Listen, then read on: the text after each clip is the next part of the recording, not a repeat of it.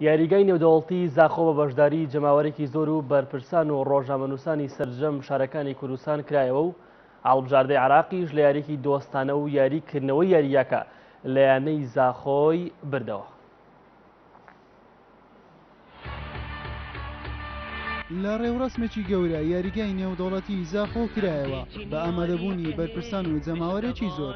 لە مەراسیمەکە هەریەکە لە عەبدولحوسێن عەبتان وەزیری وەرشی و لاوانی عێراق و خالید دۆستچی وەزیری ڕۆشنبیری و لاوانی کوردستان و عەبدولخالق مەسعود سەرۆکی یەکێتی و تۆپیپەی عێراق ئامادەبوون و نێچیروان بارزانی یاریگای نێودەوڵەتی زاخۆی کردەوە لە بەردەم زیاتر لە 30,000 هاندەری ئامادەبوو لە یاریگا. لە ئاهەنگەکە گەورەترین ئاڵای کوردستان نمایشکرا بەدەر لە ناوەڕۆکی مەراسیمەکەش کردنەوەی ئەو یاریگایە کاریگەری خستبووە سەر بازاڕی کڕین و فرۆشتن و نیشتەجێبوون لە زاخۆ بەهۆی ئەوەی خەڵکێکی زۆر لە دەرەوەی ئەو شارۆچکەیە هاتبوون.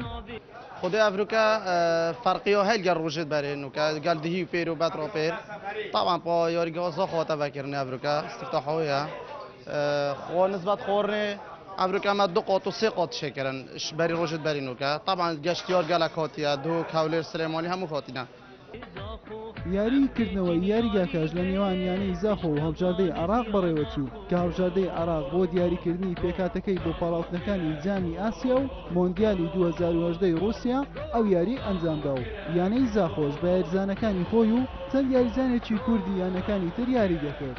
لە نیوەی یەکەمی یاریەکە هەڵبژاردەی عێراق بە گۆڵێک پێشکەوت لە ڕێگەی حوسێن عەلی واحید لە خولەکی 37.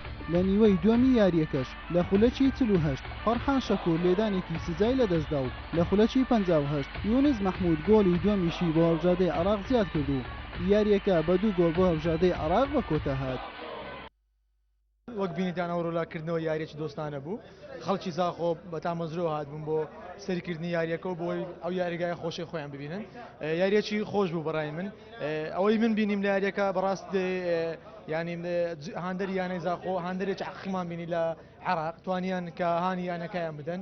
کوردستان سەلماندی کە خاوەن یاریگایەکی نێودەوڵەتی و خاوەن جمهورێکی دڵشۆز کە یاریەکی زۆر خۆش بوو. ئێمە ڕاستە دۆڕانمان بەس یاریەکی دۆستانە بوو بەزەم دەمێ لێرەوە بڵێم پیرۆزبای لە جەماوەری زاخۆ و دەستەی کارژێریان دەکەم کە بەڕاستی ئیستاهلن کە ئەوڕۆبینیمان ئیستاهلن بەڕاستی.